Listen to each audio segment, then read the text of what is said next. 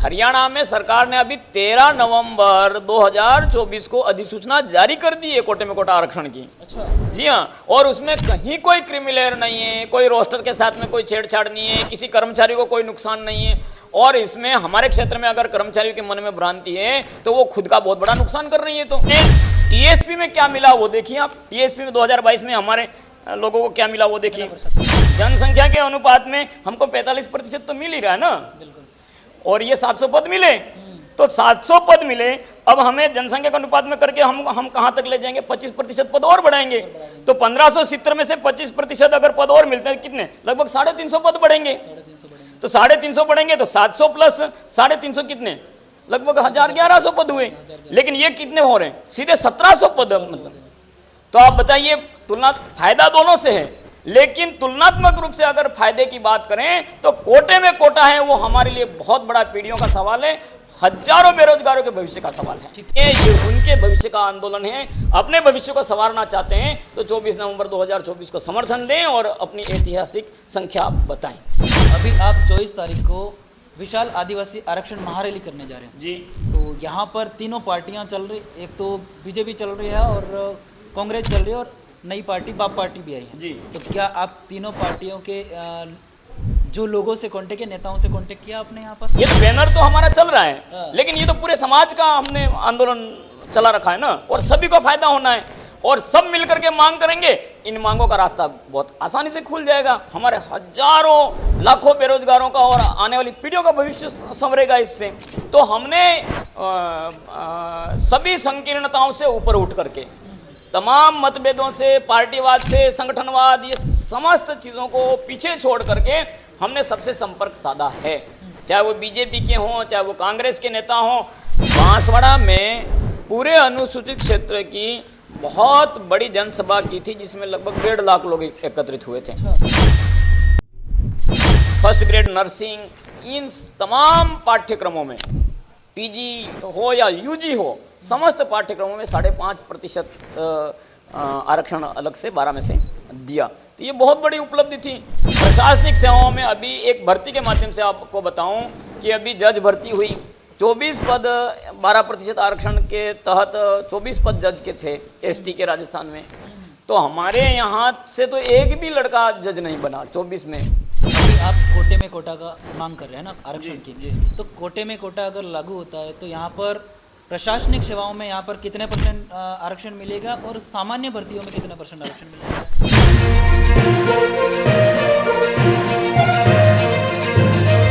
नमस्कार, मैं प्रवीण लोडियार और आप देखना शुरू कर चुके हैं भारत की आवाज़।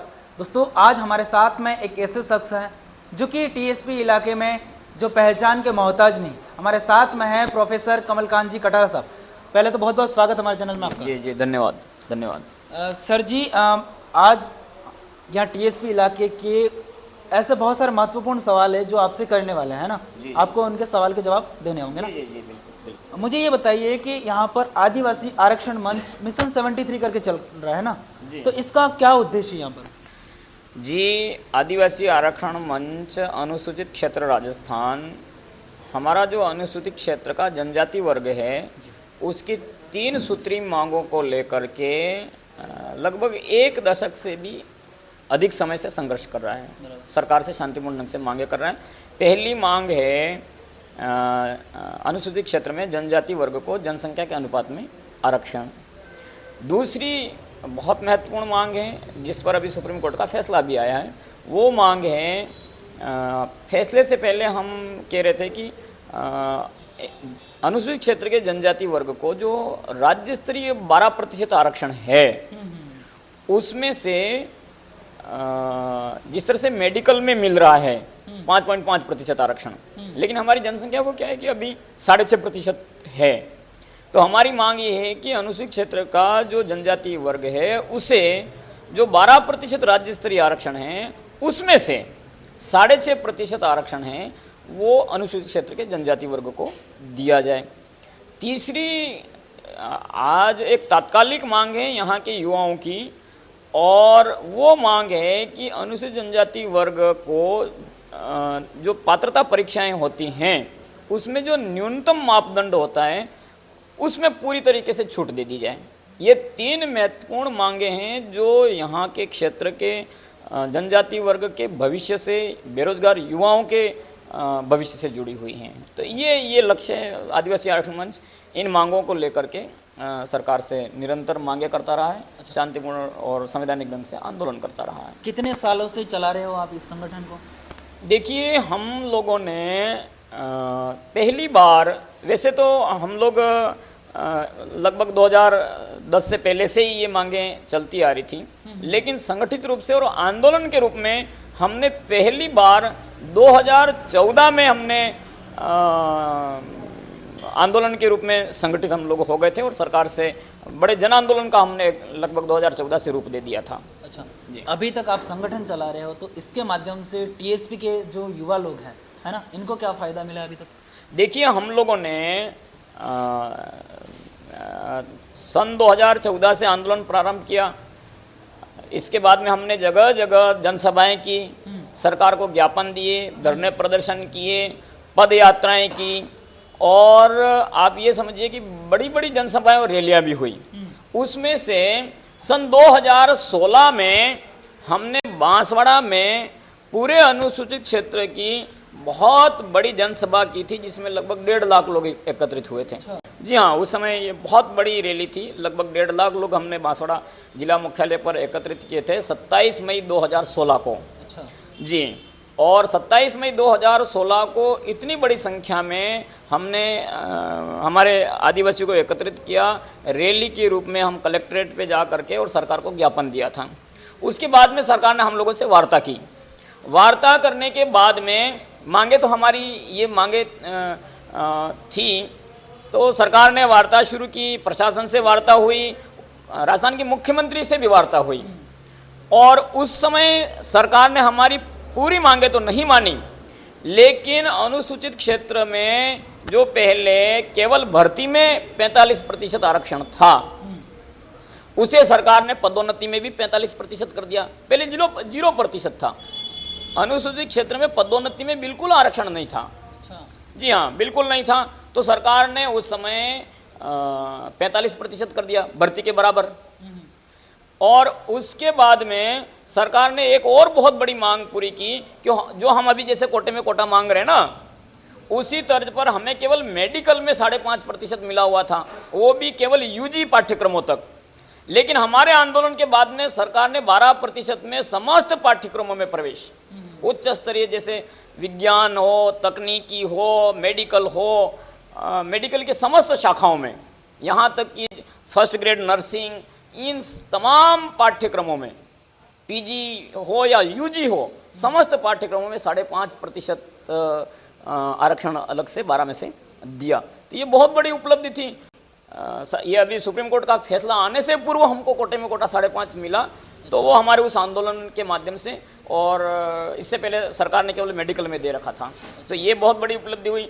दूसरी, पूरे समस्त अनुसूचित क्षेत्र की समेकित वरीयता सूची बनी कि अगर किसी जिले में पद रिक्त रह जाते हैं तो प्रतापगढ़ का व्यक्ति बांसवाड़ा में आ सकता है, बांसवाड़ा का व्यक्ति प्रतापगढ़ नौकरी ले सकता है। पहले जिलेवार बंद थी, लेकिन हमारे आंदोलन से पूरे क्षेत्र की एक सामूहिक वरीयता सूची बनी। उस समय ये मांग पूरी की। एक जो सबसे बड़ा लाभ हुआ कि पहले यहाँ कोई व्यक्ति, जैसे हमारा मीणा भाई यहाँ रह जाता था, तो उसका भी यहाँ मूल निवास बन जाता था, विशेष मूल निवास।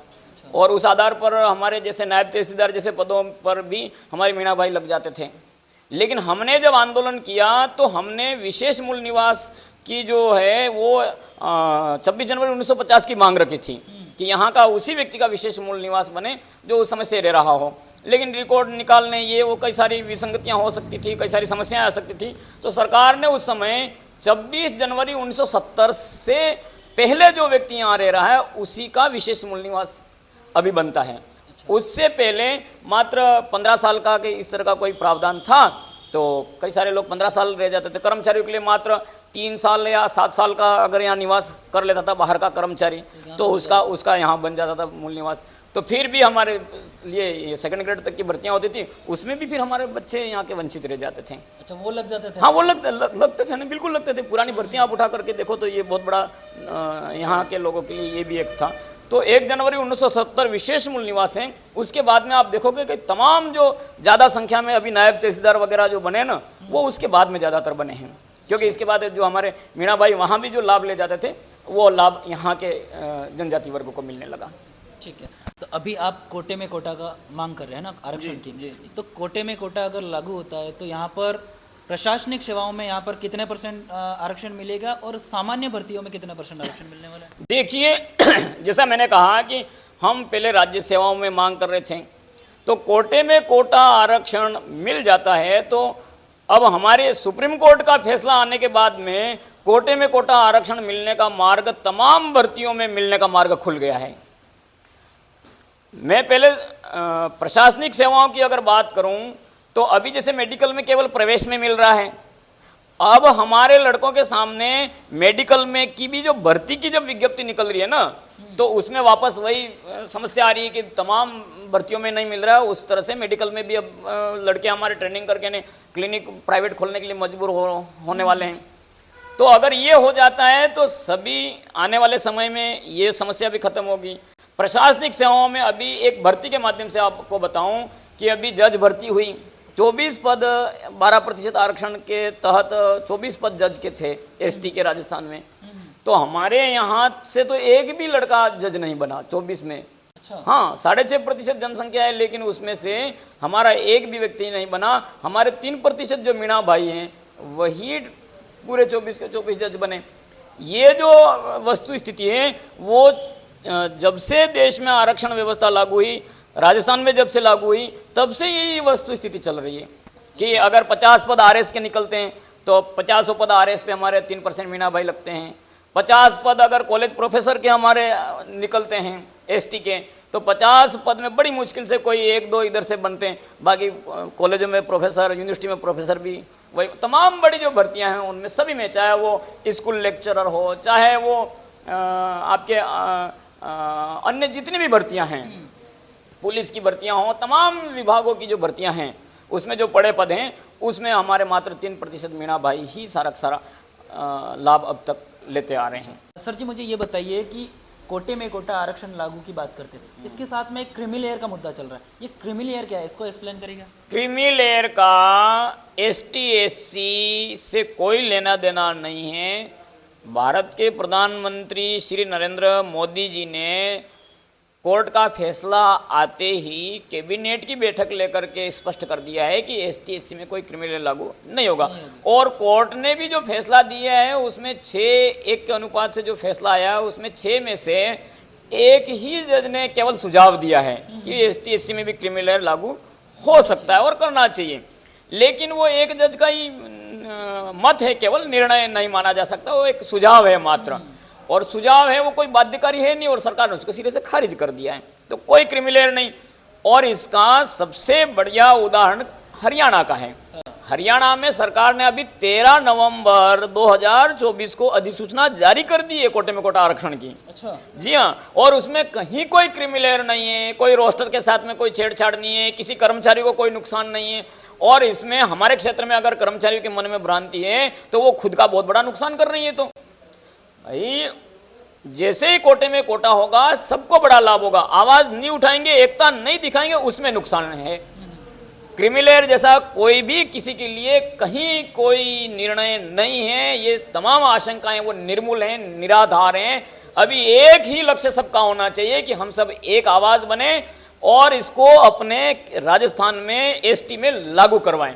ठीक है, मुझे ये बताइए कि एक तो मिशन 73 की मांग कर रहे थे, 73% आरक्षण की मांग करे, और कोटे में कोटा लागू होता है, कितने % आदिवासी को लाभ होगा? देखिए, मैं कोटे में कोटा आरक्षण का लाभ आपको पहले बताना चाहता हूं, हमारे क्षेत्रवासियों को बताना चाहता हूं, और एक भर्ती के माध्यम से बताऊं आपको। बिल्कुल बताइएगा ना। तो देखिए, ये एक भर्ती है आपके सामने में, ये भर्ती है ऑथेंटिक अधिकारी की, राजस्थान लोक सेवा आयोग कर्मचारी चयन आयोग की निकाली हुई भर्ती है ये। और ये है सन 2022 की। हाँ। REET level first. हाँ। मतलब जो हमारे बेचारे लड़के जो 12वीं करके एसटीसी करते हैं और जो किस तरह से नौकरी के लिए तड़पते हैं। हाँ। ये वहाँ उनका एक उदाहरण है। देखिए, लगभग 20,000 पदों की भर्ती निकली थी 2022 में। अभी 2022 में है ना, 2 साल पहले की बात है ये। और उसमें 20,000 पदों में से नॉन टीएसपी को आप देख रहे हैं लगभग 18,500 पद गए, बिल्कुल ठीक है ना, सभी वर्गों को मिला करके, जिसमें हमारा राज्य स्तरीय 12% आरक्षण वाले पद भी हैं। उस नॉन टीएसपी में जो हमारा 12% आरक्षण है उसमें आप देख रहे हैं ना, ये लगभग 2100 पद आवंटित हुए, बिल्कुल 2100 पद आवंटित हुए 18,500 में से। अब हमें टीएसपी में क्या मिला वो देखिए आप, टीएसपी में 2022 में हमारे लोगों को क्या मिला वो देखिए। हाँ, आप तुलना करके देख लीजिए ना, आप देखिए ये टीएसपी के पदों का वर्गीकरण आवंटन है ना। आप 18,500 में से हमारे 12% आरक्षण के अनुसार 2100 पद मिल रहे हैं एसटी को राज्य स्तरीय कोटे में, जबकि टीएसपी के कोटे में हमें टोटल पद एसटी एससी जनरल तमाम मिला करके केवल कितने मिल रहे हैं? 1,500 पद। 1,500 में से हमें एसटी को 45% आरक्षण है टीएसपी में, उसके अनुसार कितने मिले? मात्र 700 पद। 700 पद मिले, जबकि वो कितने पद हैं? 2100 पद, 12%। और 12% 2100 पद में पूरा का पूरा जो लाभ ले रहे हैं 2100 पद, वो कौन ले रहे हैं? हमारे 3% मीणा बंधु। जबकि हम कितने हैं यहाँ पे? 6.5%। और 6.5% को कितने पद मिले? मात्र 700। और ये व्यवस्था लगभग 1950 से चल रही, हालांकि टीएसपी की व्यवस्था तो 1996 के बाद में शुरू हुई है, तो हमें तो इससे पहले कुछ भी नहीं मिल रहा था एक तरह से। तो अगर ये कोटे में कोटा हो जाता है तो 2100 में से लगभग 1000 पद हमारे दक्षिण राजस्थान को मिलेंगे। तो 1000 मिलेंगे, 700 और ये कितने हो गए? 700 और 1000 कितने हो गए? 1700 पद होते। केवल 700 लड़के जहां एसटीसी करके टीचर बने, अगर 2022 में भी कोटे में कोटा होता तो हमारे 1700 लड़के कितने, अरे 1000 कोई मामूली संख्या हुई, आप देखिए ना, लड़के हमारे 2-2 नंबर से रहे, 3-3 नंबर, 4-4 नंबर से रहे, 1000 पद होते, कहां 700 और कहां 1000 पद और अधिक। कितना बड़ा बेनिफिट हो रहा है, कितना बड़ा फायदा हो रहा है। ये एक छोटी सी भर्ती से आप समझ सकते हैं कि सीधे 1000 पद बढ़ रहे हैं। अब जो आप कह रहे हैं कि जनसंख्या के अनुपात की बात, जनसंख्या के अनुपात में हमको 45% तो मिल ही रहा है ना, और ये 700 पद मिले, तो 700 पद मिले, अब हमें जनसंख्या के अनुपात में करके हम कहां तक ले जाएंगे? 25% पद और बढ़ाएंगे। तो 1570 में से 25% अगर पद और मिलते हैं, कितने? लगभग 350 पद बढ़ेंगे। तो 350 बढ़ेंगे तो 700 प्लस 350 कितने? लगभग 1100 पद हुए। लेकिन ये कितने हो रहे हैं? सीधे 1700 पद। मतलब तो आप बताइए, तुलना, फायदा दोनों से है, लेकिन तुलनात्मक रूप से अगर फायदे की बात करें तो कोटे में कोटा है वो हमारे लिए बहुत बड़ा पीढ़ियों का सवाल है, हजारों बेरोजगारों के भविष्य का सवाल है। ठीक है, अभी आप 24 तारीख को विशाल आदिवासी आरक्षण महारैली करने जा रहे हैं जी। तो यहाँ पर तीनों पार्टियां चल रही, एक तो बीजेपी चल रही है और कांग्रेस चल रही है और नई पार्टी बाप पार्टी भी आई है जी। तो क्या आप तीनों पार्टियों के जो लोगों से कांटेक्ट किया, नेताओं से कांटेक्ट किया आपने यहाँ पर? हमने तमाम पार्टियों के बड़े नेताओं से संपर्क साधा है, क्योंकि हमारा जो ये संगठन है और आंदोलन है वो पार्टियों का आंदोलन नहीं है, ये पूरे भील समाज का है, पूरे दक्षिण राजस्थान के अनुसूचित जनजाति वर्ग के लिए, उनकी पीढ़ियों के लिए है। तो ये किसी पार्टी विशेष और संगठन, ये तो बैनर तो हमारा चल रहा है, लेकिन ये तो पूरे समाज का हमने आंदोलन चला रखा है ना, और सभी को फायदा होना है, और सब मिलकर के मांग करेंगे, इन मांगों का रास्ता बहुत आसानी से खुल जाएगा। हमारे हजारों लाखों बेरोजगारों का और आने वाली पीढ़ियों का भविष्य संवरेगा इससे। तो हमने सभी संकीर्णताओं से ऊपर उठ करके, तमाम मतभेदों से, पार्टीवाद से, संगठनवाद, ये समस्त चीजों को पीछे छोड़ करके हमने सबसे संपर्क साधा है, चाहे वो बीजेपी के हों, चाहे वो कांग्रेस के नेता हों। मैं खुद नहीं जा पाया हो तो हमारा कोई न कोई पदाधिकारी या कार्यकर्ता आरक्षण मंच का, तमाम लोगों से हमने निवेदन किया है। इसमें हम कोई पार्टीवाद या संगठन की कोई बात नहीं है इसमें। तो अभी भारत आदिवासी पार्टी है जो कि यहाँ पर वो भी आरक्षण की मांग कर रहे हैं, आप भी आरक्षण की मांग कर रहे हैं, क्या वो समर्थन कर रही है आपको? देखिए, भारत आदिवासी पार्टी का अभी तक तो कोई समर्थन आया नहीं। भारत आदिवासी पार्टी का जो पिछला मेरा अनुभव जो रहा है वो ये रहा है कि जब जब समर्थन तो नहीं देते। हम पिछली बार बागीदोरा विधायक जो अभी बनाए हैं भाई जयकृष्ण जी पटेल, वो जयकृष्ण जी पटेल के पास में हम लोग उनके घर पे 3 घंटे बैठ करके हमने समर्थन मांगा था। उन्होंने कहा कि हमारे हाईकमान से पूछेंगे, और रैली हो गई, फिर भी उनके हाईकमान से कोई समर्थन आया नहीं। लेकिन वो खुद यहाँ भाषण देने जरूर आए थे, और हमने अवसर भी दिया कि भाई जनता की मांग है, और जनता की मांग है, आपने समर्थन दिया नहीं दिया, खैर वो तो आपकी इच्छा, वो जनता निर्णय करेगी क्या करना है क्या नहीं करना। लेकिन हमने, हमारा यहाँ जो मंच था, उस मंच पे हमने उनको भी भाषण का अवसर दिया था, उनकी बात रखने का अवसर दिया था। तो फिर भी विरोध करते हैं भाई। अगर आपको तो सबसे पहले इसका समर्थन करना चाहिए था, और अगर आपके राजनीतिक मंच से पूरी करने मांगे उठाने से अगर पूरी हो जाती हैं, तो आपको अब तक कुछ न कुछ बताना चाहिए कि अब तक आपने क्या दिया है, कितने बेरोजगारों की बेरोजगारी आपने दूर की, कितना प्रतिशत आरक्षण आपने अभी तक यहाँ के भीलों को दिया है। ये कोई तो तथ्य होगा, कोई तो आंकड़ा उनके पास में होगा। जैसे मैंने अभी बताया ना कि भाई हमने इतने समय से आंदोलन किया, ये इन चीजों में ये चीज हुई। ठीक है। तो ऐसी कोई बात हो तो वो बताएं। अब अभी समर्थन तो नहीं किया उन्होंने, लेकिन जैसे ही सुप्रीम कोर्ट का फैसला आया, बांसवाड़ा डूंगरपुर सांसद राजकुमार जी रोत ने विरोध जता दिया। अच्छा। हाँ, विरोध जता दिया, ट्वीट किया है उन्होंने ट्वीट किया। तो उनके ट्वीट से क्षेत्र में बहुत ज्यादा भ्रांतियां पैदा हुई। हमको तो ये आप जैसे लोगों से मिल करके मीडिया के माध्यम से पसीना आ रहा है भ्रांतियों को दूर करने में, जबकि उन्हें इस संबंध में अपील कर देनी चाहिए थी कि भाई ये तो बहुत बढ़िया ऐतिहासिक फैसला है, सामाजिक न्याय का फैसला है, भीलों की पीढ़ियों का सवाल है ये, तो समर्थन करना चाहिए, विरोध तो करना ही नहीं चाहिए। ठीक है।